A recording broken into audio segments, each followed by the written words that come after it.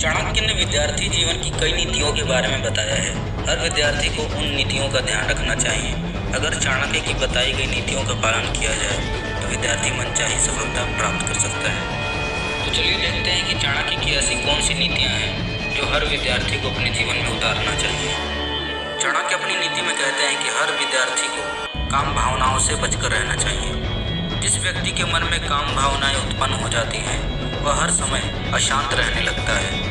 ऐसा व्यक्ति अपनी इच्छाएं पूरी करने के लिए सही गलत कोई भी रास्ता अपना सकता है। कोई विद्यार्थी अगर काम भावनाओं के चक्कर में पड़ जाए तो वह पढ़ाई छोड़कर दूसरे कामों की ओर आकर्षित होने लगता है।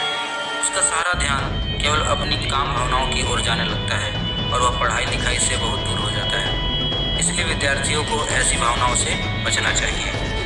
चाणक्य कहते हैं कि हर विद्यार्थी को साज श्रृंगार पर ज़्यादा ध्यान नहीं देना चाहिए। जिस भी विद्यार्थी का मन अपने साज श्रृंगार पर होता है वह अपना अधिक से अधिक समय यही बातें सोचने में लगा देता है। ऐसे व्यक्ति खुद को हर वक्त सबसे सुंदर और अलग दिखना चाहता है, जिसकी वजह से पूरे समय उसके दिमाग में अपने सौंदर्य, पहनावे और रहन सहन के बारे में ही बातें चलती रहती हैं। साज श्रृंगार के बारे में सोचने वाला व्यक्ति कभी भी एक जगह ध्यान केंद्रित करके विद्या नहीं प्राप्त कर पाता। विद्यार्थी को ऐसी परिस्थितियों से बचकर रहना चाहिए। चाणक्य अपनी एक नीति में कहते हैं कि किसी भी विद्यार्थी को ज़रूरत से ज़्यादा नहीं सोना चाहिए। ज़रूरत से ज़्यादा या देर तक सोना आलस की निशानी होता है। आलसी मनुष्य जीवन में मिलने वाले हर अवसर को खो देता है या उनका लाभ नहीं उठा पाता।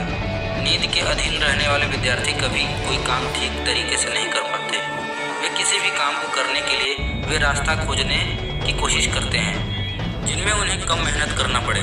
ऐसे विद्यार्थी ज्ञान भी केवल उतना ही प्राप्त करते हैं जितनी की उनकी आवश्यकता होती है। पूर्ण रूप से शिक्षा पाने के लिए विद्यार्थियों को अत्यधिक नींद का त्याग कर देना चाहिए।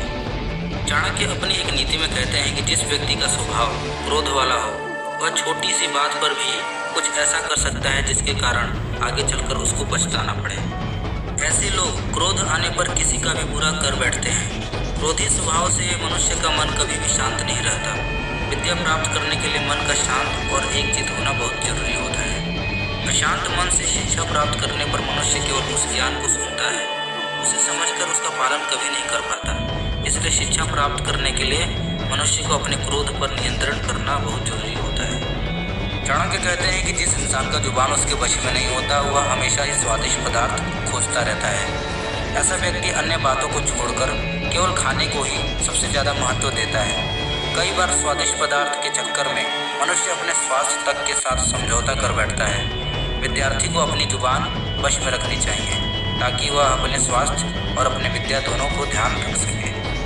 चाणक्य कहते हैं कि मनुष्य को अपने विद्यार्थी जीवन में आने वाली कठिनाइयों पर कम और विद्या पर ज़्यादा ध्यान देना चाहिए। कई बार पढ़ते समय मनुष्य को शारीरिक थकान का सामना करना पड़ सकता है, लेकिन विद्यार्थियों को अपने शरीर की सेवा से ज़्यादा महत्व अपने विद्या को देना चाहिए। विद्यार्थी को कभी भी अपनी शारीरिक सेवाओं और आराम को अपनी विद्या के रास्ते में बाधा नहीं बनने देना चाहिए।